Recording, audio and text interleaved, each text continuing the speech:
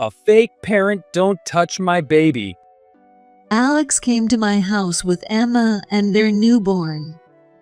When Emma stepped out of the room, the baby seemed to feel anxious without her mom and began to cry.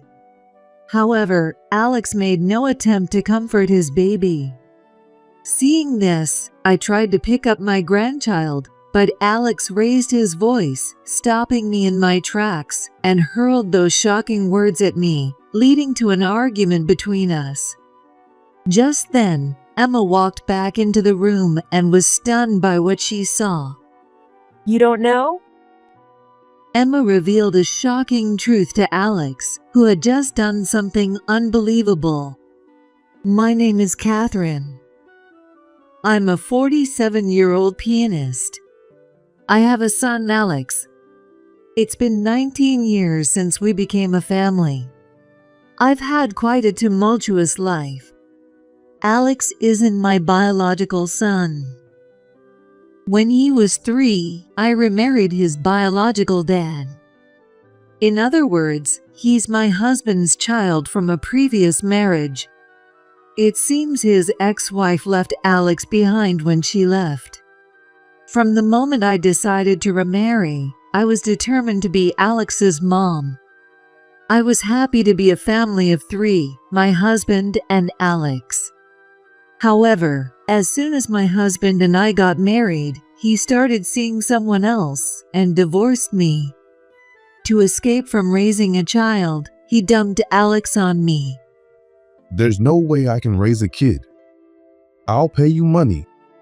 So, I'm begging you. He said that and ran off to his mistress's place, refusing even to meet us. I tried visiting several times and explained the situation to his mistress, but she threatened to call the police and shut the door. I also went to explain things to his parents, but they treated me the same way, leaving me completely helpless. Everyone just kept passing Alex around. Feeling utterly lost, I even thought about putting Alex into foster care. But seeing Alex cling to me, crying and refusing to let go, I just couldn't abandon him. Even though only a year had passed since I married my ex-husband, Alex was so honest and pure at that time. Having never been properly loved by his real parents, he probably felt he could trust me for taking care of him. As I threw myself into raising him, he grew very attached to me. Because of that, I decided to raise him myself. I ended things with my ex-husband on the condition that he'd pay alimony and child support, and I committed myself to protecting and raising Alex. However, when Alex became a college student, he saw my photo album I had in my room and found out he wasn't my biological son. Realizing that his dad had abandoned him, Alex became reckless and started taking out his frustrations on me. Whenever something upset him, Alex would throw things at me, and sometimes he even destroyed the walls. He probably couldn't forgive me for keeping everything a secret. Every time he acted out, he hurled insults at me. Please, Alex, stop this. You're going to destroy my house. Shut up. You're not even my real mom, so don't act all high and mighty. Now that Alex was in college and had grown stronger, there was no way I could stop him. He destroyed everything in the living room. If you're not my real parent, then I don't have any reason to listen to you, right? Don't try to control me anymore. He left me with those cruel words and disappeared into his room. This led him to stop going to college and to get involved with bad boys. He hardly ever came home, leaving me feeling completely helpless. It might be hopeless. The one who saved me was Alex's childhood friend, Emma. Emma was a student at my piano school and also Alex's girlfriend. She was such a good girl, far too good for Alex, and she often tried to reason with him. Thanks to Emma, Alex eventually turned his life around and started attending college again. Because of that, he managed to graduate college and got a job at a factory. He and Emma even got married. But things between Alex and me remained strained, and he barely spoke to me. I'm only around you because of Emma. If it were up to me, I wouldn't even want to see your face. He continued to treat me coldly. Emma tried many times to convince him, but it seemed this was the one thing he couldn't compromise on, and his attitude towards me never changed when they were alone. How long is Alex going to keep up that attitude? He's an adult now, a working professional. It is time for him to change his attitude. Thank you, Emma. You've had to deal with so much, even before you got married, and now, even after, you're still putting up with this. I'm really sorry. Don't worry about it, Catherine. My parents and I know how hard things have been for you. Besides, the reason I love playing the piano is because of you. This doesn't even begin to repay you. Emma's smile as she said this warmed my heart. Hey, Catherine, can I see that piano again today? Of course. Emma's favorite is the crystal piano in my practice room. I use it only once for a performance, but Emma happened to attend that concert as part of a school event when she was a child. Since then, she's been absolutely in love with the crystal piano. She'd often peek at it to boost her motivation for practice. One day, I'd love to let the kids hear the sound of that piano. When you become a preschool teacher, Emma, I'll come to your school and give a concert. Really? Emma's dream is to become a preschool teacher, and she's almost finished with her degree. Just as she was pursuing that dream, Emma discovered she was pregnant. By the time they realized it, she was already past 22 weeks, so both Alex and Emma decided to go through with the pregnancy. After the stable period passed, they got married, and from there, it was a whirlwind. They prepared for their baby goods, attended checkups, and handled paperwork, and time flew by, and suddenly, the birthday was here.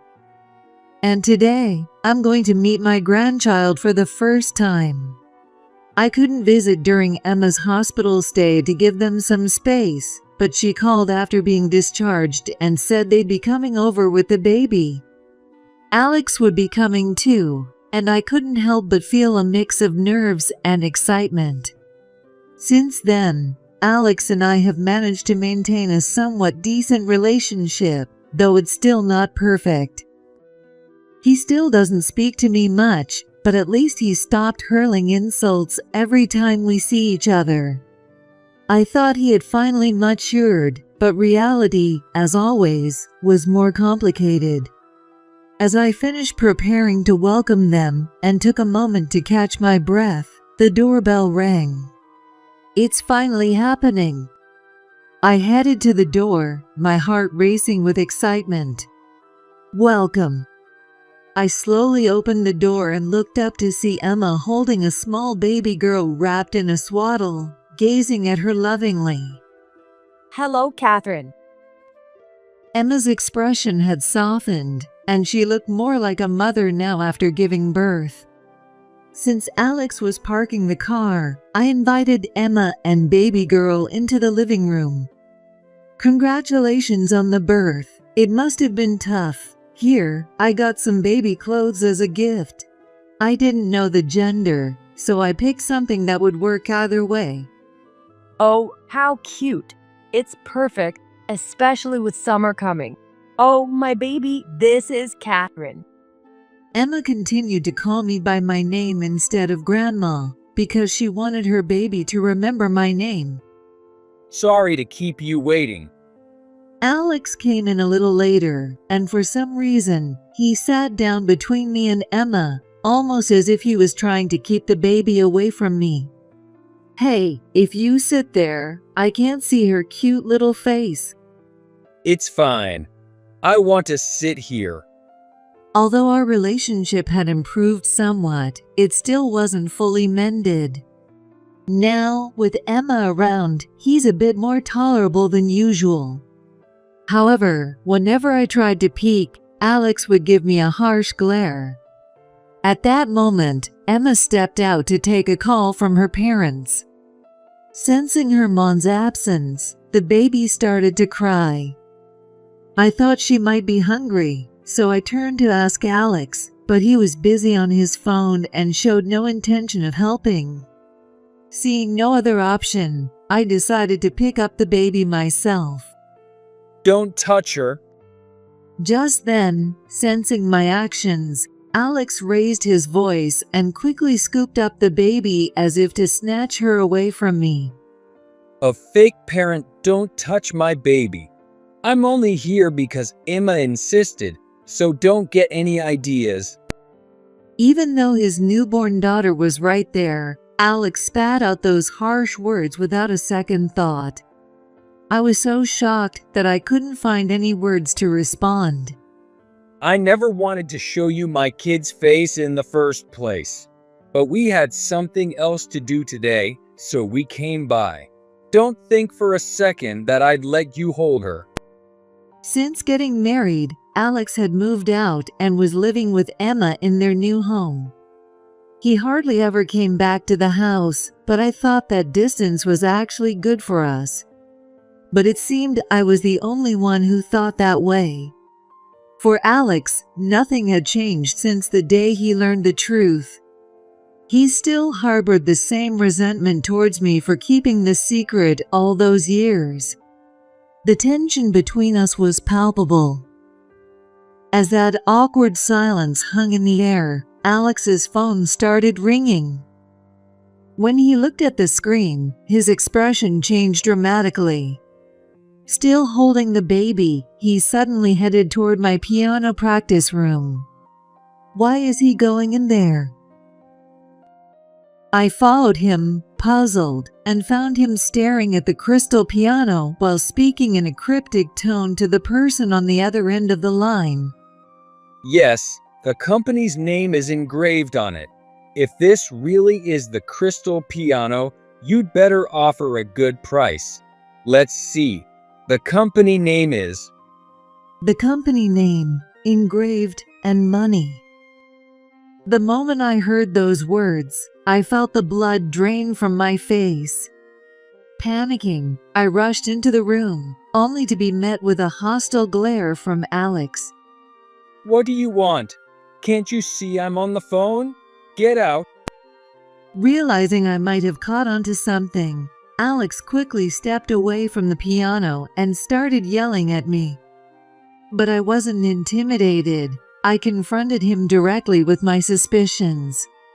What do you think you're doing with that piano? I had overheard him checking the company's name and talking about money. It was clear to me that Alex was trying to sell the piano, but I wasn't going to let that happen. I quickly stepped in front of him, shielding the crystal piano behind me. It's not a big deal. A friend told me it's a rare piano, so I was just checking its value. Alex, using a tone he usually doesn't, was clearly trying to downplay the situation. His casual attitude only made me more furious, and I couldn't help but frown. That piano is more precious to me than my own life. If you're planning to sell it, I won't allow it. What gives you the right to even think about doing such a thing? It's beyond outrageous. There was no way I could believe him after hearing that phone call. I immediately snatched his phone and hung up. Alex glared at me, his anger exploding in a shout that echoed through the room. What the hell are you doing, you old hag? The baby, who had calmed down a bit, started crying loudly again. Don't you dare sell that piano without my permission. It belongs to me. What right do you have to do something like that? Shut up. When you kick the bucket, all your stuff's going to be mine anyway. So, How I deal with what'll be mine is none of your damn business. Alex snatched his phone back aggressively. Legally, as his adoptive parent, Alex indeed has inheritance rights. But I never intended for that piano to be sold. I was thinking of donating this piano to the city after my death. That's why I can't forgive Alex for what he's doing. Trying to sell the piano I cherished as if it were his own, without my consent, is completely unacceptable. The argument between us continued for some time. I tried to tell Alex just how despicable his actions were, but that only seemed to push his anger to the breaking point. Suddenly, he started rampaging around the room, throwing everything he could find off the shelves and walls. Don't you dare tell me what to do, old hag. What's the point of all this junk? I'm just trying to make better use of it, so don't you dare mess with me. Holding my grandchild, I felt the danger and desperately tried to stop him, but his strength was overwhelming. There was no way I could match the strength of a grown man, and my trophies, certificates, and everything else came crashing to the floor. Alex, stop! Please, just stop! My grandchild, who was in his arms, cried endlessly in terror, turning the house into a scene straight out of hell. Someone, please help. At that moment, a loud cracking sound echoed through the room, and both Alex and I froze. When I looked over, I saw that a trophy Alex had thrown had struck the crystal piano. A crack had formed where it hit, and part of the piano was chipped. At that moment, I felt something inside me snap. Emma, hearing the commotion, rushed in and was left speechless at the sight. I heard some loud noises from outside. Are you okay? Wait, what happened here? Mom took my phone and started yelling, so I got pissed off but it's no big deal. We can just take it to a repair shop and it'll be fine in no time.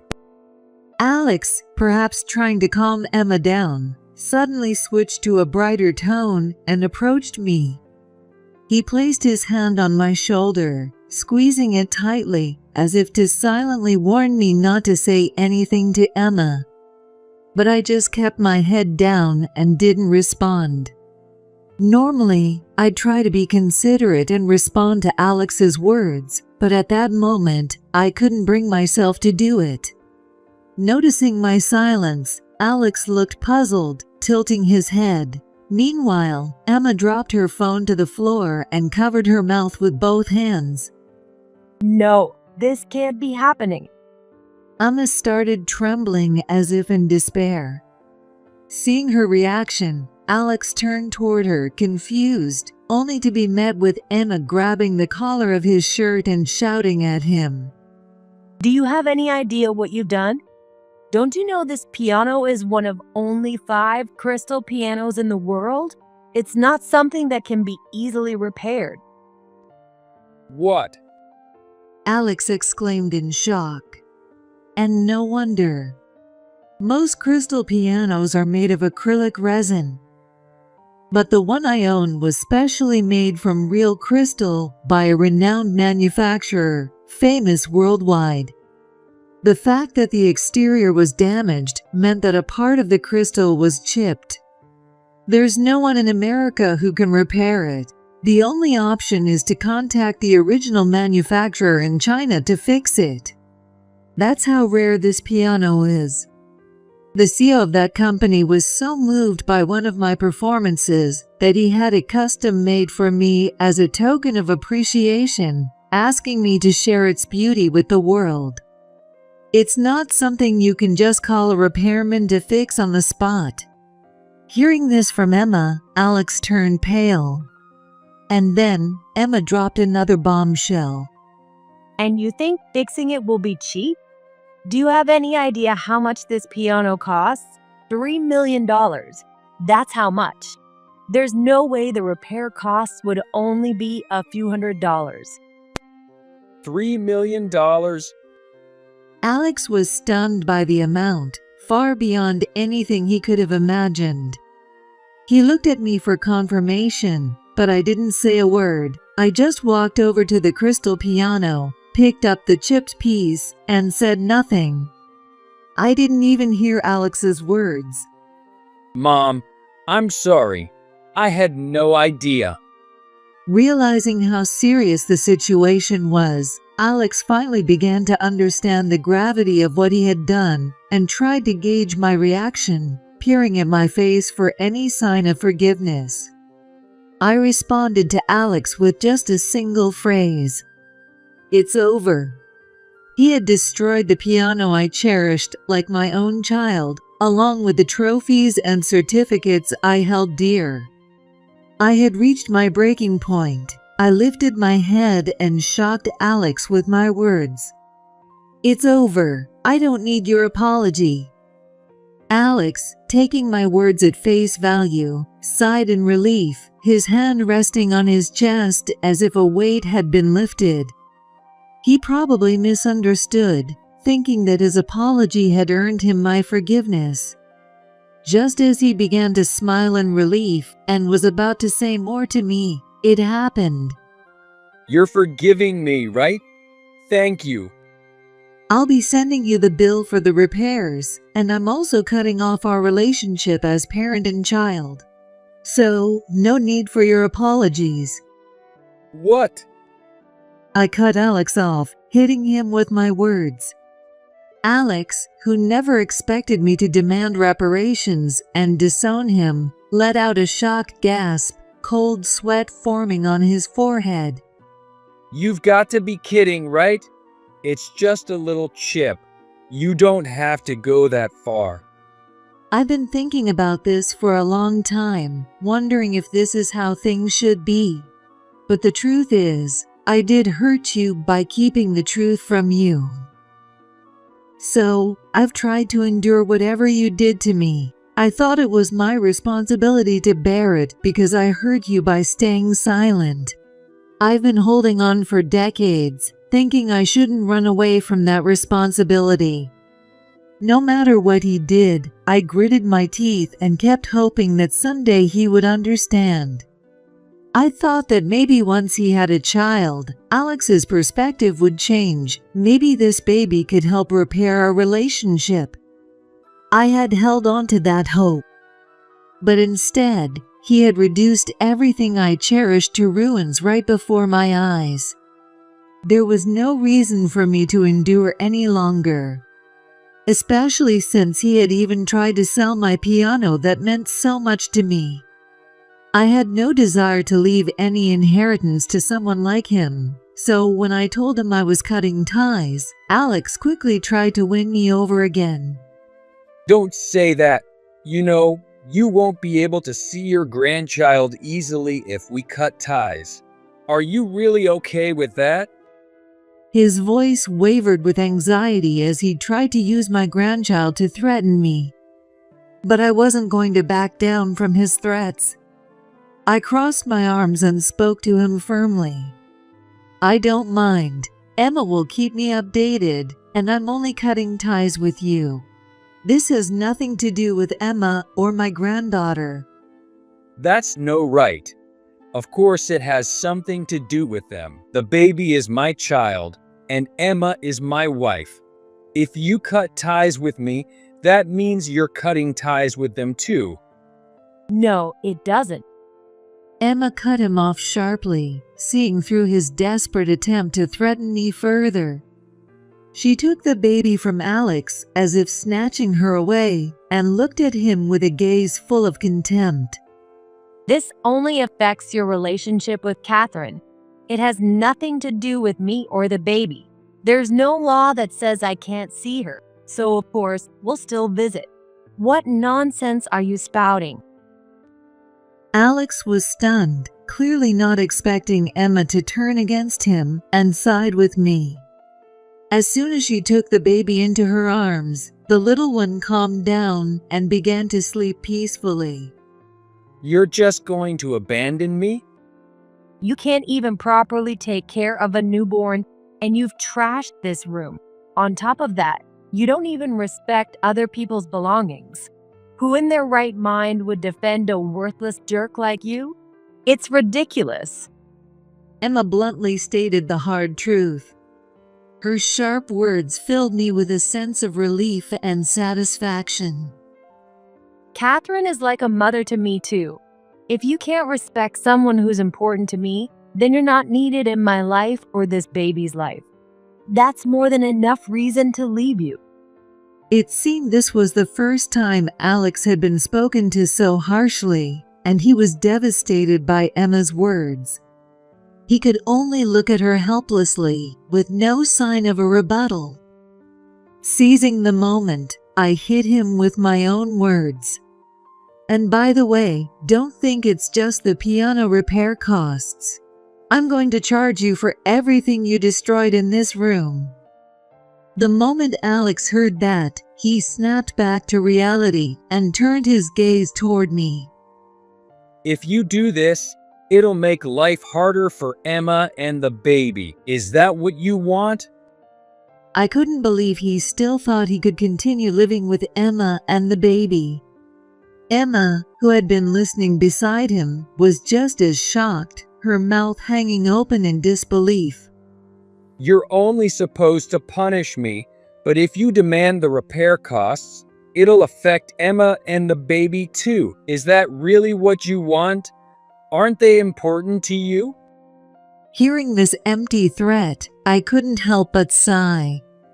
He probably thought this would make me back down. But that wasn't going to happen. Because it wasn't me who responded, but Emma. Don't assume we'll be the ones who suffer.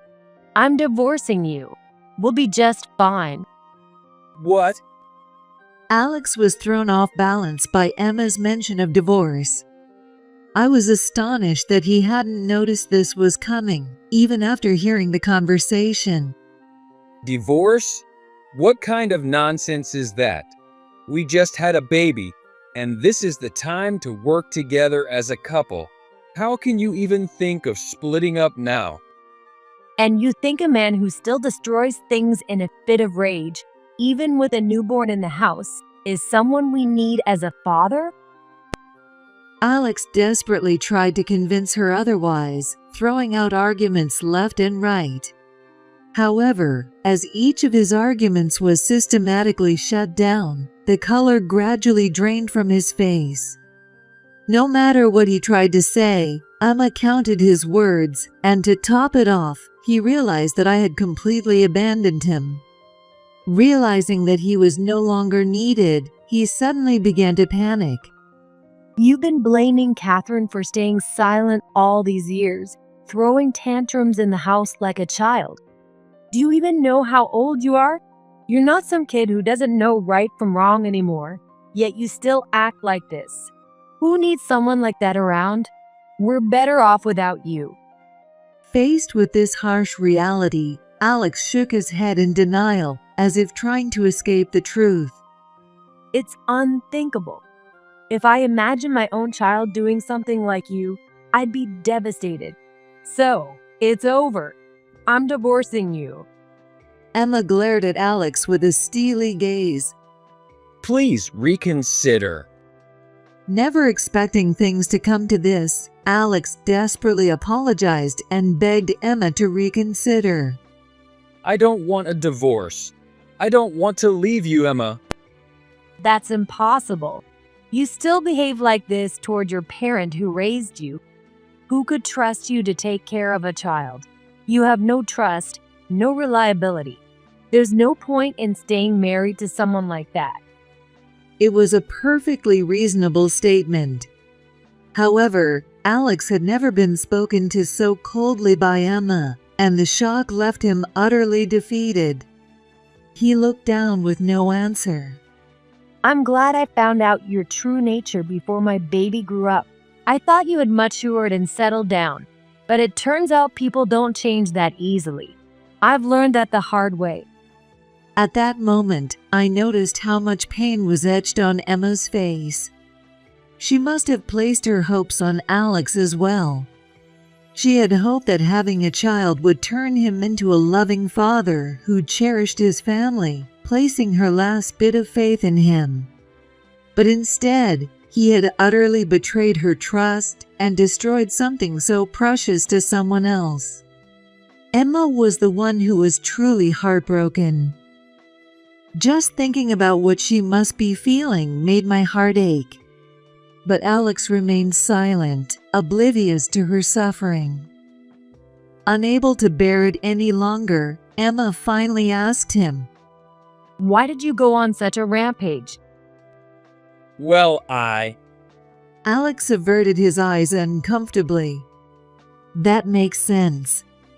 He couldn't possibly admit that he had been caught trying to sell the piano and lashed out in anger as a way to vent his frustration.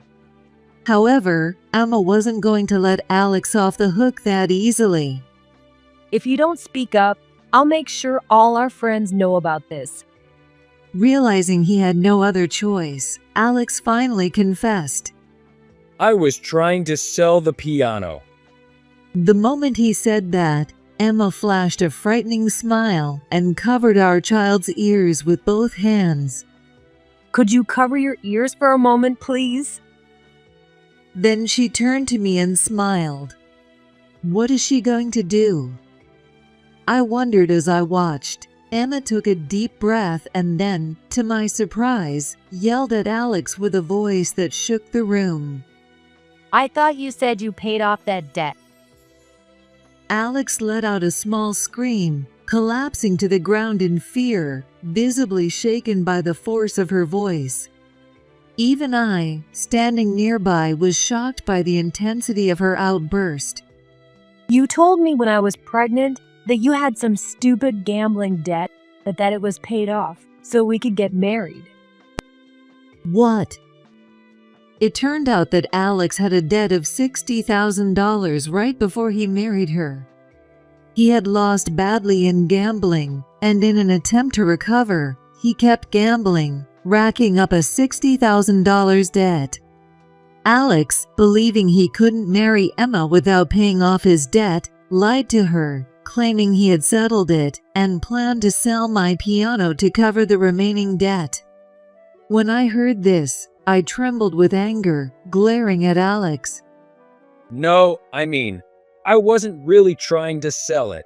I was just curious about how much the piano was worth, so I checked. I wasn't planning to sell it to pay off any debt. Alex forced a nervous laugh, trying to cover up his intentions. Frustrated, I demanded that he show proof of repayment. Then show me the receipt that proves you paid it off. What? If you've paid it off properly, you should have a receipt. Show it to me. Well, I didn't get a receipt, so I can't really prove it. Alex mumbled, avoiding eye contact as his eyes darted around the room. Seeing his pathetic behavior made my anger boil over, and I could feel the veins pulsing at my temples. Don't even think about trying to lie your way out of this. You can't fool me. Alex had never been yelled at by me before, and he let out a pitiful cry. The more he spoke, the more my frustration grew. I never wanted to throw my past kindness in his face, but after being repaid with such betrayal, there was no way I could forgive him. I'm done thinking of you as my son. What do you mean by that? Ignoring his question, I took out my phone and immediately contacted a lawyer I knew. Oh, you can come right away? Thank you. That's a big help. Who are you calling? A lawyer I know. They'll be here soon, and we'll discuss everything with them. Hearing this, Alex's lips began to tremble. He probably realized what was about to happen. Desperate, he clung to my legs, crying and begging for forgiveness. Mom, I'm sorry. I was wrong.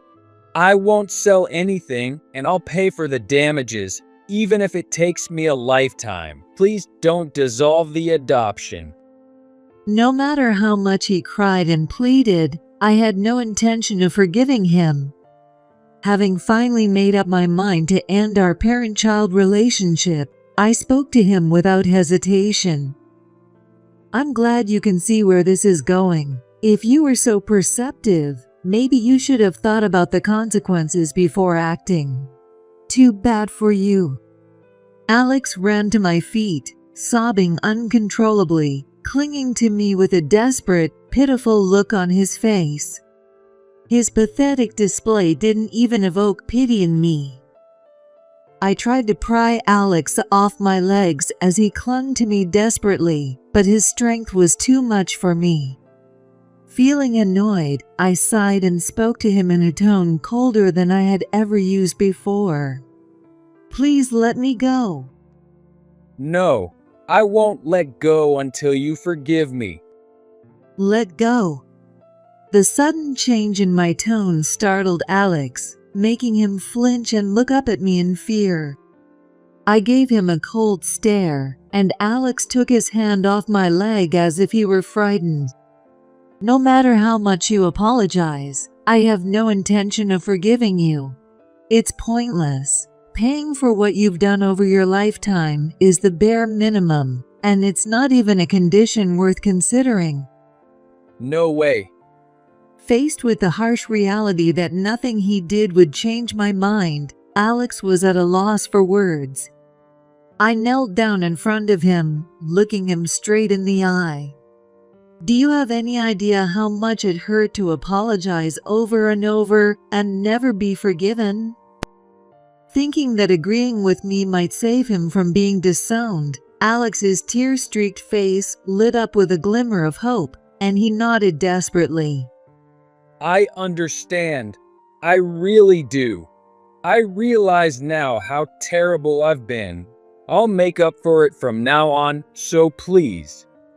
Then, do me a favor, and don't ever show your face to me again. What? His voice was high-pitched with disbelief. I delivered the final blow to crush his hopes completely.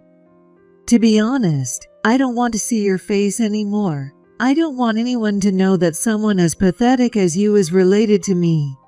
So, we're going to dissolve the adoption. You're on your own to deal with the debt you've accumulated. No.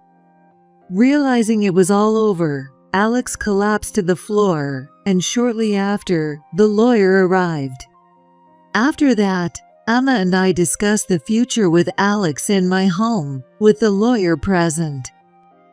However, Alex refused both the divorce and the disownment, throwing a tantrum and becoming uncontrollable. We had no choice but to call the police. He was arrested for property damage. Emma and I didn't want to deal with Alex anymore, so we left the rest to the lawyer. When the lawyer informed him that if he continued to refuse the divorce and disownment, it would have to go to court, Alex, who didn't have the money for that, finally gave up. He agreed to our demands. We decided to sue him for several $100,000 in damages for the property destruction, harassment, and all the other despicable acts he had committed. Since then, Emma has been working as a pianist at my music school. Being a single mother and taking care of her child is incredibly challenging.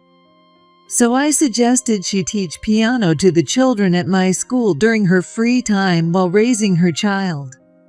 We even perform together now. Children who come to our performances are drawn to the crystal piano, just like Emma was back then, and many of them have started attending our school. One day during a performance, Emma and I played a duet on the crystal piano.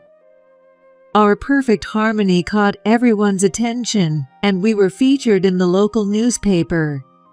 From there, our reputation gradually grew, and now many children come to learn at our school. After that incident, I tearfully apologized to the CEO of the company that made the crystal piano.